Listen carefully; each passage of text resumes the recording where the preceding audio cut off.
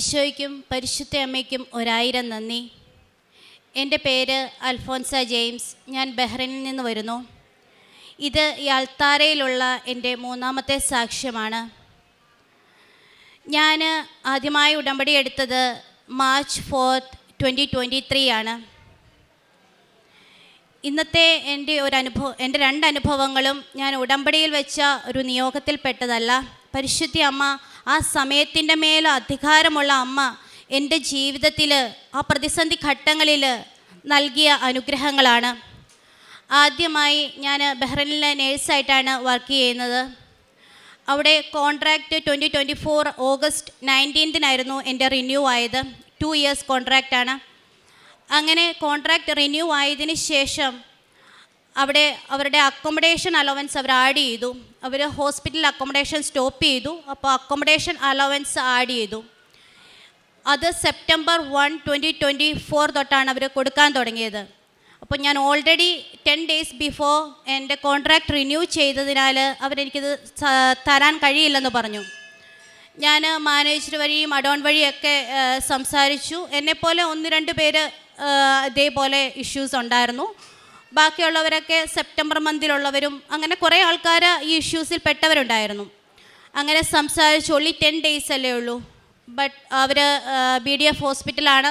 അവരുടെ ഒരു റൂൾസ് അവർ ചേഞ്ച് ചെയ്യത്തില്ല. അങ്ങനെ ഞാൻ എങ്കിലും പേപ്പേഴ്സ് എല്ലാം സബ്മിറ്റ് ചെയ്തു ത്രൂ മാനേജർ. പക്ഷേ അവരത് റിജക്റ്റ് ചെയ്യുകയാണ് ഉണ്ടായത്.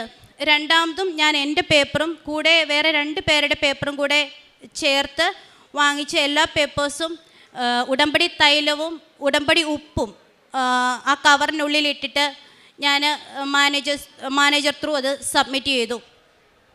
പക്ഷേ അപ്പോഴും മാനേജർ എന്നോട് പറഞ്ഞൊരു കാര്യം, അവരൊരു പ്രാവശ്യം റിജക്റ്റ് ചെയ്താൽ ഇനി അടുത്ത കോൺട്രാക്റ്റ് ആഫ്റ്റർ 2 years അവരിത് കൺസിഡർ ചെയ്യുകയുള്ളൂ. നമുക്കൊരു റിപ്ലൈ പോലും കിട്ടത്തില്ല. ഇത് അവർ അക്സെപ്റ്റ് ചെയ്തോ ഇല്ലയോ എന്നൊരു റിപ്ലൈ പോലും നമുക്ക് കിട്ടുകയില്ല. ഞാൻ പറഞ്ഞു, എനിക്ക് ഈശോയിൽ വിശ്വാസമുണ്ട്, പരിശുദ്ധ അമ്മയിൽ വിശ്വാസമുണ്ട്, മേഡം ഇത് സബ്മിറ്റ് ചെയ്തോളാൻ പറഞ്ഞ് സബ്മിറ്റ് ചെയ്തു. പക്ഷേ അതിൻ്റെ പേരിലൊന്നും എന്തായി എന്നൊന്നും എനിക്കറിയില്ലായിരുന്നു. ആ ഒരു സമയം ഞാനിവിടെ ലീവിന് വരുന്നത്. അതിന് 2 ദിവസം മുമ്പ് ഡിസംബർ 10, 2024 ഞാനൊരു സ്വപ്നം കാണുകയുണ്ടായി. ഒരു ദിവസം ഏകദേശം മോർണിംഗ് ഒരു 3 മണിയൊക്കെ ആയി കാണും. അപ്പോൾ ഇവിടുത്തെ 5:30 സമയമാണ്. പ്രത്യക്ഷീകരണ പ്രാർത്ഥന ചൊല്ലാൻ വേണ്ടി ഞാൻ എഴുന്നേൽക്കുന്നത് തൊട്ട് മുമ്പുള്ള സമയം. ആ സമയം ഞാൻ കാണുന്ന സ്വപ്നത്തിൽ ഞങ്ങളുടെ ഹോസ്പിറ്റലിൻ്റെ ഓപ്പോസിറ്റ് പേൾ എന്നൊരു ബിൽഡിംഗ് ഉണ്ട്. ആ ബിൽഡിങ്ങിൻ്റെ മുകളിൽ നിന്ന് പരിശുദ്ധ അമ്മ, ഇവിടെ നമ്മൾ കാണുന്ന നമ്മുടെ കൃപാസന അമ്മ, അത്ര സുന്ദരിയായ ഞാൻ ഈ ലോകത്ത് ഇതുവരെയും ആരെയും കണ്ടിട്ടില്ല. അത്ര സുന്ദരിയായ അമ്മ അവിടെ മുകളിൽ നിന്ന് താഴേക്ക് ഇറങ്ങി വരുന്നു. ഇറങ്ങി വന്ന് ഞങ്ങളുടെ ഹോസ്പിറ്റലിൻ്റെ ഫ്രണ്ടിലൂടെ ഒരു കോറിഡോർ പോലുണ്ട്, അതിലൂടെ കയറി വരുന്നു. ഭയങ്കര സ്പീഡിലാണ് വരുന്നത്. ഒരു കാറ്റിനേക്കാൾ വേഗത്തിലാണ് അമ്മ ഇവിടെ സഞ്ചരിച്ചെത്തുന്നത്. അതിനുശേഷം ഞാൻ കാണുന്ന ഒരു ഇടുങ്ങിയ വാതിലിലൂടെ അമ്മ അകത്ത് പോകുന്നു. അവിടെ ഒരു വെള്ള ടേബിളിൽ അമ്മ എന്തോ ഒരു പേപ്പറിൽ എന്തോ എഴുതുന്നു. പക്ഷേ ഇടുങ്ങിയ വാതിലെന്നുള്ളത് എനിക്കിപ്പോൾ മനസ്സിലായില്ല. ഹോസ്പിറ്റലിൻ്റെ ഫ്രണ്ട് ഡോറെല്ലാം നല്ല സ്പേസ് ഉണ്ട്, വിശാലമായ വാതിലുകളൊക്കെയാണ്. അപ്പോൾ അതെനിക്ക് എവിടുന്നാന്ന് മനസ്സിലായില്ല. അത് കഴിഞ്ഞ് മാതാവ് അതേപോലെ തന്നെ അമ്മ അവിടുന്ന് അതേ സ്പീഡിൽ വന്ന പോലെ സ്പീഡിൽ തിരിച്ചു പോകുന്നു. തിരിച്ചു പോയി ആ ബിൽഡിങ്ങിൻ്റെ അവിടെ നിന്ന് മുകളിലേക്ക് പോകുന്നതായിട്ടാണ് ഞാൻ കണ്ടത്. അപ്പോൾ ഞാൻ ഡിസംബർ 12 ട്രാവൽ ചെയ്യാനിരിക്കുകയായിരുന്നുകൊണ്ട് ഞാൻ ചിന്തിച്ചു, ഇത് എന്തെങ്കിലും മുകളിലോട്ടല്ലേ പോയത്, അപ്പോൾ മാതാവ് എന്തെങ്കിലും ട്രാവൽ റിലേറ്റഡ് ആയിട്ട് എന്തെങ്കിലും അടയാളങ്ങളായിരിക്കും കാണിക്കുന്നതെന്നാണ് ഞാൻ വിചാരിച്ചത്. അങ്ങനെ ഞാൻ പ്രാർത്ഥിച്ചുകൊണ്ടിരുന്നു. ഞാൻ അതിനുശേഷം കഴിഞ്ഞ ജനുവരിയിൽ ഇവിടെ വന്ന് സാക്ഷ്യം പറഞ്ഞിട്ടാണ് പോയത്, മറ്റ് സാക്ഷ്യങ്ങൾ പറഞ്ഞിട്ടാണ് പോയത്. അതിനുശേഷം തിരിച്ച് ഞാൻ അവിടെ ചെന്ന് ഫെബ്രുവരി 25, അതൊരു ചൊവ്വാഴ്ചയാണ്, ഇവിടുത്തെ ആരാധന നടക്കുന്ന സമയം. ആരാധനയൊക്കെ കഴിഞ്ഞ ഒരു സമയം, അതായത് അവിടെ ഏകദേശം ഒരു 1 മണിയൊക്കെ ആയി കാണും. ആ ഒരു ടൈമിൽ എനിക്ക് ഹോസ്പിറ്റലിൻ്റെ HR-ൽ നിന്ന് കോൾ വന്നു, നിങ്ങളുടെ കോൺട്രാക്റ്റ് സൈൻ ചെയ്യാൻ വേണ്ടി വരിക എന്ന് പറഞ്ഞ് വിളിച്ചു. അപ്പം ഞാൻ പറഞ്ഞു, ഓൾറെഡി ഞാൻ കോൺട്രാക്റ്റ് സൈൻ ചെയ്തിട്ടുണ്ടല്ലോ. അവർ പറഞ്ഞു, ഇല്ല, നിങ്ങളുടെ അക്കോമഡേഷൻ അലവൻസ് ആഡ് ചെയ്ത പുതിയ കോൺട്രാക്റ്റാണ്, അത് സൈൻ ചെയ്യാനായിട്ട് വിളിക്കുന്നെന്ന് പറഞ്ഞു. ഞാൻ അവിടെ സൈൻ ചെയ്യാൻ വേണ്ടി അപ്പോൾ തന്നെ അവിടെ ചെന്നപ്പം ആ HR സൈഡിലുള്ള ഒരു ഡോറ് അതേപോലെ ഞാൻ സ്വപ്നത്തിൽ കണ്ട അതേ ഇടുങ്ങിയ ഡോറാണ്. BDF ഹോസ്പിറ്റലായതുകൊണ്ട് നമ്മൾ എപ്പോഴും ഒന്നും നമ്മൾ ആ HR ഭാഗത്തോട്ടൊന്നും പോകാറില്ല. ഇതുകൊണ്ട് ഞാൻ അതിനെ ശ്രദ്ധിച്ചിരുന്നില്ല. കണ്ടിട്ടുണ്ടാവാം, പക്ഷേ എൻ്റെ ഓർമ്മയിലുണ്ടായിരുന്നില്ല. അതേ ഡോറിലൂടെയാണ് അന്ന് പരിശുദ്ധി അമ്മ വന്ന് ഞാൻ സൈൻ ചെയ്ത് കോൺട്രാക്റ്റ് സൈൻ ചെയ്തതും അതേ ഒരു വെള്ള കളറുള്ള ടേബിളിലാണ് സൈൻ ചെയ്തത്. ഞാൻ സ്വപ്നത്തിൽ എന്താണോ കണ്ടത് അതേ ടേബിളിലാണ് പരിശുദ്ധി അമ്മ എനിക്ക് വേണ്ടി അവർക്ക് മുൻപേ സൈൻ ചെയ്തത്. സമയത്തിൻ്റെ മേൽ അധികാരിയായ അമ്മ 2 വർഷം BDF ഹോസ്പിറ്റലുകാർ ടൈം പറഞ്ഞെടുത്ത് പരിശുദ്ധി അമ്മ അത് മാസങ്ങൾക്കുള്ളിൽ കൃത്യമായിട്ട് അതെനിക്ക് ശരിയാക്കി തന്നു. പരിശുദ്ധി അമ്മയ്ക്കും ഈശോയ്ക്കും 1000 നന്ദി. രണ്ടാമത്തെ എൻ്റെ സാക്ഷ്യം, അത് ഞാൻ ഈ കഴിഞ്ഞ ജനുവരിയിൽ ഇവിടെ വന്നിരുന്ന സമയത്ത് വേളാങ്കണ്ണി പള്ളിയിൽ പ്രാർത്ഥിക്കാനായിട്ട് പോയിരുന്നു. അപ്പോൾ എനിക്ക് ഒരു ആഗ്രഹം ഉണ്ടായിരുന്നു ഈശോയ്ക്ക് വേണ്ടി പ്രത്യേകമായിട്ട് എന്തെങ്കിലുമൊക്കെ ചെയ്യണമെന്നുള്ളത്. അങ്ങനെ ഞാൻ ചിന്തിച്ചു, അവിടെ എല്ലാവരും മുട്ടിൽ നീന്തി വരുന്നുണ്ടല്ലോ, അപ്പോൾ ഈശോയുടെ കുരിശുമരണത്തോടുള്ള സഹനങ്ങളോട് ചേർന്ന് ആ മുട്ടേ നീന്തി കൊന്ത ചെല്ലി മുട്ടേ നീന്തി പോകാമെന്ന് ഞാൻ ചിന്തിച്ചു. ഞാൻ ഇതുവരെ അങ്ങനെ ചെയ്തിട്ടുണ്ടായിരുന്നില്ല. ഞാൻ അത് തുടങ്ങി ഒരു പകുതി പോലും എത്തിയില്ല. എനിക്ക് ഒരടി പോലും മുമ്പോട്ട് വെക്കാൻ പറ്റുന്നില്ല. എന്ത് ചെയ്താൽ എനിക്കത് കംപ്ലീറ്റ് ആക്കാൻ പറ്റത്തില്ലെന്ന് എനിക്ക് അപ്പോഴേ തോന്നി. അപ്പോൾ ഞാൻ കൊന്തയെല്ലാം പോയിട്ട് എനിക്കൊരു വാക്ക് പോലും പറയാൻ പോലും പറ്റുന്നില്ല. ഞാൻ ഇങ്ങനെ മനസ്സിൽ പ്രാർത്ഥിച്ചു, പരിശുദ്ധി അമ്മേ, സഞ്ചാരി മാതാവേ, അമ്മയ്ക്ക് കഴിയാത്തതായിട്ടൊന്നുമില്ലല്ലോ. അമ്മ ഈശോയോട് ഒന്ന് പറഞ്ഞ്, ഈശോയുടെ കുരിശിൻ്റെ വഴിയെ അമ്മ പോയതല്ലേ, അമ്മ ഈശോയ്ക്ക് കരുത്ത് പകർന്നതല്ലേ, എന്നെയും അതിൻ്റെ അവസാനം വരെ എത്തിക്കണേ എന്ന് ഞാൻ പ്രാർത്ഥിച്ചു. അപ്പോൾ ഉടനെ എൻ്റെ മനസ്സിൽ എനിക്കൊരു വചനം ഈശോ തന്നു. അതിതായിരുന്നു, വിശുദ്ധ ലൂക്ക 1:35. പരിശുദ്ധാത്മാവ് നിൻ്റെ മേൽ വരും, അത്യുന്നതൻ്റെ ശക്തി നിൻ്റെ മേൽ ആവസിക്കും. ഞാൻ ഈ വചനം കണ്ടിന്യൂസ് ആയിട്ട് ഉരുവിട്ടുകൊണ്ടിരുന്നു. ഞാൻ എങ്ങനെയാ അതിൻ്റെ ഫിനിഷിംഗ് പോയിന്റിൽ എങ്ങനെ എത്തിയെന്ന് എനിക്കറിയില്ല. ഒരു ഭാരവും ഉണ്ടായിരുന്നില്ല. വളരെ ഈസി ആയിട്ട് ഞാൻ അവിടെ വരെ എത്തി. അതിൽ നിന്ന് അപ്പോൾ എനിക്ക് ഈശോ തന്ന വേറൊരു മെസ്സേജ് ഇതാണ്, ജീവിതത്തിൽ ഇതുപോലെയാണ്, നമ്മുടെ ദുഃഖങ്ങളും ദുരിതങ്ങളും ഒക്കെ നിറഞ്ഞതാണ് നമ്മുടെ ജീവിതം. അപ്പോൾ ഇതുപോലെ ഈശോയുടെ വചനങ്ങൾ പരിശുദ്ധ അമ്മയോടൊപ്പം ഉരുവിട്ടാൽ നമ്മൾ പോലും അറിയത്തില്ല. പ്രയാസങ്ങളുണ്ടാകും, ബുദ്ധിമുട്ടുകളുണ്ടാകും, പക്ഷെ നമ്മൾ അറിയില്ല അതിൻ്റെ വേദനയോ തളർച്ചയോ ഒന്നും നമ്മൾ അറിയില്ല. ഈശോയും അമ്മയും കൂടെ നമ്മളെ നിത്യതയാകുന്ന ആ ഫിനിഷിംഗ് പോയിന്റിൽ ഈ ലോകമാകുന്ന ബുദ്ധിമുട്ടുകളും പ്രയാസങ്ങളും ഒക്കെ നിറഞ്ഞ് ഈ ലോകമാകുന്ന ജീവിതത്തിൽ നിന്ന് നിത്യതയിലേക്ക് പരിശുദ്ധ അമ്മ ഈശോയുടെ കൈയും പിടിച്ച് നമ്മളെ എത്തിക്കുമെന്നുള്ള ഒരു മെസ്സേജാണ് എനിക്കപ്പോൾ ഈശോ തന്നത്. ഇത്രയധികം അനുഗ്രഹങ്ങൾ നൽകിയ പരിശുദ്ധ അമ്മയ്ക്കും ഈശോയ്ക്കും 1000 നന്ദി. ഞാൻ ചെയ്യുന്ന പ്രേക്ഷിത പ്രവർത്തനം, ഞാൻ ഇവിടുന്ന് കിട്ടുന്ന പത്രങ്ങൾ ഇവിടെയുള്ള പല പള്ളികളിൽ ഞാൻ സാധാരണ കൊടുക്കാറില്ല. കാരണം ഇപ്പോൾ എല്ലാവർക്കും തന്നെ ഓൾമോസ്റ്റ് കൃപാസനത്തെ പറ്റി അറിയാം. പക്ഷേ ഉടമ്പടിയൊക്കെ എടുക്കുന്നത് കുറവാണെന്നേ ഉള്ളൂ, എങ്കിലും ആൾക്കാർക്ക് അറിയാം. അതുകൊണ്ട് പള്ളികളല്ലാതെ വേറെ പൊതുസ്ഥലങ്ങളിൽ, ബസ് സ്റ്റാൻഡുകളിൽ, അങ്ങനെയുള്ള സ്ഥലങ്ങളിലാണ് ഞാൻ സാധാരണയായിട്ട് ഇവിടെ പത്രങ്ങൾ കൊടുക്കാറുള്ളത്. അവിടെ ബഹ്റൈനിലാണേലും അവിടെ ഞങ്ങൾക്ക് പള്ളികളിൽ കൊടുക്കാൻ പാടില്ലെന്ന് അവിടുത്തെ അച്ഛൻ പറഞ്ഞിട്ടുണ്ട്. അപ്പം നമ്മൾ വർക്ക് ചെയ്യുന്ന ഹോസ്പിറ്റലിൽ ഫ്രണ്ട്സിൽ അങ്ങനെയൊക്കെ അറിയാവുന്ന എല്ലാവർക്കും കൊടുക്കാറുണ്ട്.